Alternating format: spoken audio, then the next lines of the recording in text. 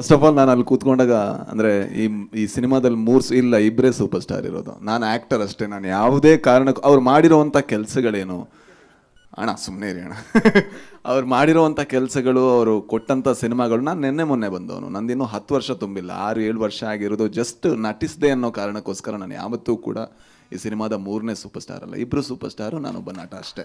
ಅಂದರೆ ಅದರಲ್ಲಿ ಯಾವುದೇ ಇದಿಲ್ಲ. ನನಗೆ ಪ್ರತಿ ಸತಿ ಹೇಳಿದಾಗ ನಂಗೆ ಒಂಥರ ನಾಚಿಕೆ ಆಗೋದು, ಒಂಥರ ನಿಜ ತಮಾಷೆ ಇಲ್ಲ, ನಿಜವಾಗ್ಲೂ ಆಕ್ವರ್ಡ್ ಅನ್ಸುತ್ತೆ. ಯಾಕಂದರೆ ನಾನು ಶಿವಣ್ಣ ಮತ್ತು ಉಪ್ಪಿ ಸರ್ ಇಬ್ಬರ ಹತ್ರನೂ ಹೇಳಿದೆ, ನನ್ನ ಭಾಗ್ಯ ಅವ್ರ ಮಧ್ಯ ಕೂತ್ಕೊಂಡು ಅವರು ಆನ್ ಸ್ಕ್ರೀನ್ ಬರಬೇಕಾದ್ರೆ ವಿಸಿಲ್ ಹೊಡೆಯೋದು, ಇದು ನನ್ನ ಭಾಗ್ಯ. ಆ್ಯಂಡ್ ಇನ್ನೊಂದು ಆ್ಯಕ್ಚುಲಿ ಒಪ್ಸೋದಕ್ಕೆ ಕಷ್ಟ. ಯಾಕಂದರೆ ನಾನು ಯಾವಾಗಲೂ ಒಬ್ಬ ನಿರ್ದೇಶಕನಾಗಿ ಯೋಚನೆ ಮಾಡ್ತಾ ಇರ್ತೀನಿ, ನನಗೆ ಬರಿಬೇಕು, ನಾನು ಡೈರೆಕ್ಟ್ ಮಾಡಬೇಕು ಅಂತ. ಆ್ಯಕ್ಟಿಂಗ್ ಅಂದ ತಕ್ಷಣ ನಾನು ಯಾವಾಗಲೂ ಯೋಚನೆ ಮಾಡೋದು, ಇದು ಆ್ಯಕ್ಟ್ ಮಾಡಿದ್ರೆ ಮತ್ತೆ ನಾನು ಡೈರೆಕ್ಷನಿಂದ ಎಷ್ಟು ದೂರ ಹೋಗ್ತೀನಿ ಅಂತ. ಸೊ ಅದರಿಂದ ನಾನು ಅರ್ಜುನ್ ಜನ್ಯ ಅವರನ್ನ ಎಲ್ಲ ರೀತಿಯಲ್ಲೂ ಕನ್ವಿನ್ಸ್ ಮಾಡೋಕ್ಕೆ ಟ್ರೈ ಮಾಡಿದೆ. ಸರ್ ಯಾರಾದರೂ ಚೆನ್ನಾಗಿರೋ ಹುಡುಗನ ಹಾಕ್ಕೊಳ್ಳಿ ಅಂತ.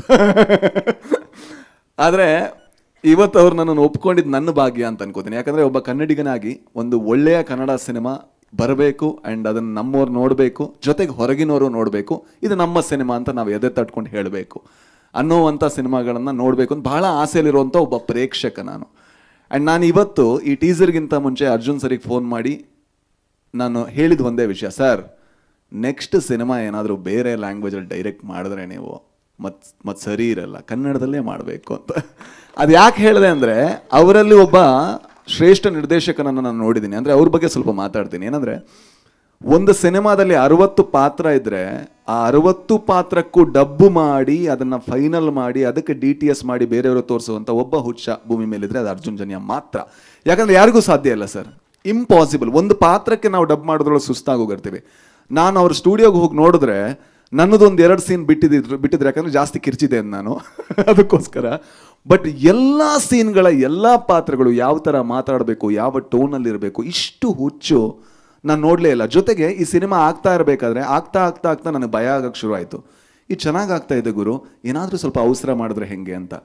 ಆಮೇಲೆ ಇನ್ನೊಂದು ಲೇಯರ್ ಆ್ಯಡ್ ಆಯಿತು, ಅದು ಇನ್ನೂ ಚೆನ್ನಾಗಾಯಿತು. ಆಗ ಲಾಸ್ಟಿಗೆ ಹೇಳಿದೆ, ಸರ್ VFXಗೆ ತುಂಬ ಟೈಮ್ ಬೇಕು, ಆಯ್ತು ಸರ್ ಮಾಡೋಣ ಅಂತ. ಸಿನಿಮಾ ಹೋದ ವರ್ಷ ಮುಗಿದಿದೆ, ಬಟ್ ಈ ವರ್ಷ ರಿಲೀಸ್ ಆಗ್ತಾ ಇದೆ. ಒಬ್ಬ ನಿರ್ದೇಶಕ ಇಷ್ಟು ತಾಳ್ಮೆಯನ್ನು ತಗೊಂಡು ಜೊತೆಗೆ ಒಬ್ಬ ನಿರ್ಮಾಪಕ ಅದಕ್ಕೆ ಬೆನ್ನೆಲುಬಾಗಿ ನಿಲ್ಲೋದು ಅಂದರೆ ಅದು ರಮೇಶ್ ರೆಡ್ಡಿ ಸರ್ ಮತ್ತು ಅರ್ಜುನ್ ಜನ್ಯ ಇವರಿಬ್ಬರ ಹಿರಿಮೆ ಅಂತ ಹೇಳ್ಬೋದು. ಜೊತೆಗೆ ನನಗೆ ಈ ಸಿನಿಮಾದಲ್ಲಿ ಆ್ಯಕ್ಟ್ ಮಾಡಿರುವಂಥ ಅವ್ರು ಯಾಕೆ ಇಬ್ಬರೂ ಕೂಡ ಸೂಪರ್ ಸ್ಟಾರ್ಸ್ ಅಂತ ಹೇಳ್ತೀನಿ, ಈ ಸಿನಿಮಾ ಆ್ಯಕ್ಟ್ ಮಾಡಿ ನಾನು ಹೊರಗೆ ಬಂದಾಗ ನಾನೊಬ್ಬ ಸ್ಟಾರ್ ನಟರ ಸಿನಿಮಾದಲ್ಲಿ ಆ್ಯಕ್ಟ್ ಮಾಡಿದೆ ಅಂತ ನನಗೆ ಯಾವತ್ತೂ ಅನಿಸಿಲ್ಲ. ಅವ್ರು ಯಾವತ್ತೂ ಕೂಡ ಅವರಲ್ಲಿರುವಂಥ ಹಿರಿಮೆಯ ಭಾರವನ್ನು ಒಬ್ಬ ನಟನ ಮೇಲೆ ಹಾಕಲ್ಲ. ಯಾಕಂದರೆ ನಮಗೆ ಹೆದರಿಕೆ ಇರುತ್ತೆ. ನಾನು ಶಿವಣ್ಣನ ಮುಂದೆ ಆ್ಯಕ್ಟ್ ಮಾಡ್ತಾ ಇದ್ದೀನಿ, ನಾನು ಉಪ್ಪಿ ಸರ್ ಮುಂದೆ ಆ್ಯಕ್ಟ್ ಮಾಡ್ತಾ ಇದ್ದೀನಿ. ಅದು ಯಾವುದನ್ನೂ ಮಾಡದೆ ನಾವು ಚೆನ್ನಾಗಿ ಮಾಡೋದಕ್ಕೆ ಏನೆಲ್ಲ ಸಪೋರ್ಟ್ ಮಾಡಬೇಕು ಅದನ್ನ ಮಾಡಿದಂತಹ ಮಹಾನ್ ಕೆಲಸಗಾರರು, ಕಲಾವಿದರು ಎಲ್ಲರೂ ಇವರೇ. ಥ್ಯಾಂಕ್ ಯು ಸೋ ಮಚ್ ಅಣ್ಣ, ನನ್ನನ್ನು ಸಹಿಸ್ಕೊಂಡಿದ್ದಕ್ಕೆ ಆ್ಯಂಡ್ ನನಗೊಂದು ಅವಕಾಶ ಕೊಟ್ಟಿದ್ದಕ್ಕೆ. ಆ್ಯಂಡ್ 45 ನಾನು ಅಂದ್ಕೊಂಡಂಗೆ ನಿಮ್ಮೆಲ್ಲರ ಹಾರೈಕೆಯಿಂದ ಬಹಳ ದೊಡ್ಡ ಸಿನಿಮಾ ಆಗಲಿ. ತುಂಬ ಕಷ್ಟಪಟ್ಟ ತಂಡ ಆ್ಯಂಡ್ ನಿಮ್ಮ ಸಪೋರ್ಟ್ ನಮ್ಮ ಜೊತೆಗಿರಲಿ. Thank you.